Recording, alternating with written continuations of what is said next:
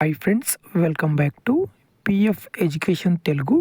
ఈ వీడియోలో PF form 19 apply చేశారు. పిఎఫ్ క్లెయిమ్ రిజెక్ట్ అయింది. ఎందుకోసం క్లెయిమ్ రిజెక్ట్ అయిందో తెలుసుకుందాం. వీడియోకి లైక్ చేయండి, అలానే సబ్స్క్రైబ్ చేయండి. ఇక్కడ నేను పిఎఫ్ మెంబర్ హోమ్ పేజ్లో లాగిన్ అయి ఉన్నాను. లాగిన్ అయిన తర్వాత పిఎఫ్ క్లెయిమ్ ఎందుకు రిజెక్ట్ అయింది, దానికి గల కారణాన్ని ఎలా తెలుసుకోవచ్చు అంటే, ఇక్కడ మనకు ఆన్లైన్ సర్వీస్ కనిపిస్తూ ఉంది కదా ఫ్రెండ్స్. ఈ ఆన్లైన్ సర్వీస్ పైన క్లిక్ చేయాలి. క్లిక్ చేసినట్లయితే ఇక్కడ మనకు ట్రాక్ క్లెయిమ్ స్టేటస్ అనే ఆప్షన్ కనిపిస్తుంది.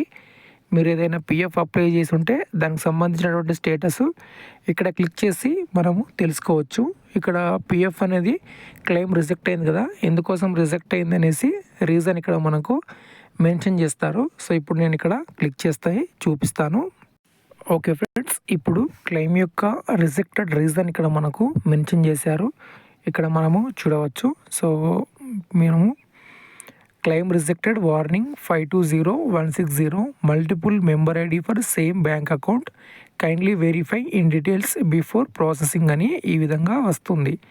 ఈ విధంగా ఎందుకు వస్తుంది అంటే, మీ దగ్గర ఒక యూఏఎన్ నెంబర్ కాకుండా 2 యూఏఎన్ నెంబర్లకు ఒకే మొబైల్ నెంబరు లేదా ఒకే బ్యాంక్ అకౌంటు లింక్ ఉండడం వల్ల ఈ విధంగా క్లెయిమ్ అనేది రిజెక్ట్ అవుతూ ఉంటుంది. లేదంటే మీరు మల్టిపుల్ కంపెనీస్లో డ్యూటీ చేసి ఉంటారు, అంటే 2 కంపెనీస్లో 3 కంపెనీలో ఈ విధంగా డ్యూటీ చేసి ఉంటారు.